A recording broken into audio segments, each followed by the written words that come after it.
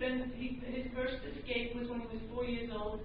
His little Winnie the Pooh, Phoebe pajamas I had tied up backwards so he wouldn't take his clothes off, and he was missing for 2 hours. We found him luckily safe on 3 streets over on a neighbor's swing set. He loved to swing, and the woman saw him swinging and never thought to call anybody. He was swinging for over 3 hours, so we were very lucky. But since that time, he has been a bolter ever since. We're frequent flyers with Boston Police and 911. I brought him down to finally meet the crew because I figured they ought to meet this kid that I'm always calling about. Oftentimes he'll call them when I won't let him out to get cheeseburgers. So over the years, the fear that when this technology wasn't available for children, the fear I can't even explain. We lost him on vacation. He loves the water. We thought for sure that, God forbid, he's going to get to the ocean, he's going to drown. And we tried everything. We alarmed our house. He dismantled the alarms. This kid is like Houdini. It was like, if there was a way out, he was going to do it. He even had, he even dismantled our deadbolts with his fingernails. And I had at one point the locksmith, after we replaced our locks 3 times, he said, if he gets this one off, it's on the house. And 2 weeks later, I called him up, and I said, looks like I'm not paying for this one.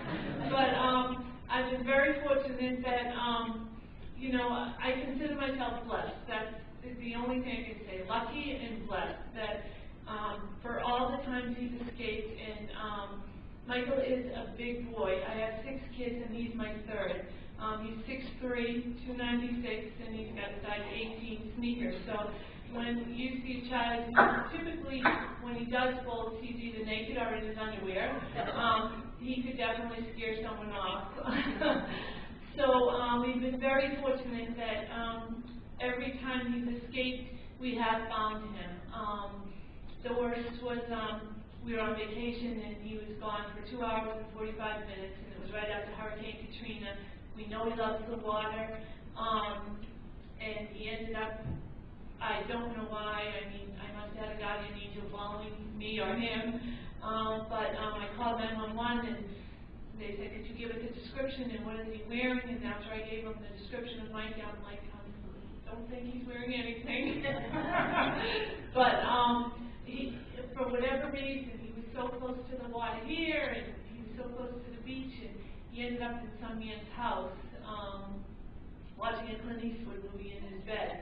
So we were very, very lucky to have found Michael then.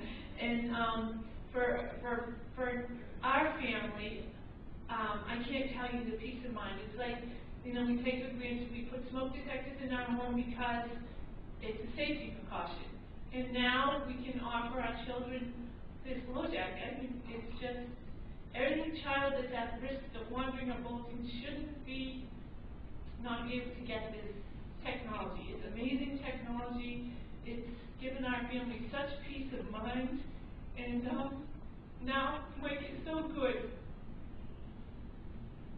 Every morning gets his battery charger detector, and he goes over and he puts it on his LoJack and he goes, I'm safe. So I'm teaching him that, he's going to be 21 in May, and I'm scared. I've been having some medical problems, and I don't know what the future holds for Mike, but I'm teaching him now to check his battery himself, and if it doesn't blink, and then he goes to the calendar, and if it blinks, he puts on the day yes, meaning it's working, and if it doesn't, no.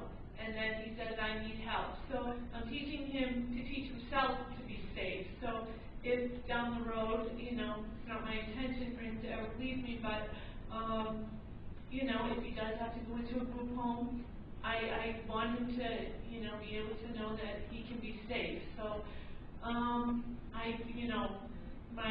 just feel so grateful to the Boston Police and LoJack and everybody that's been involved in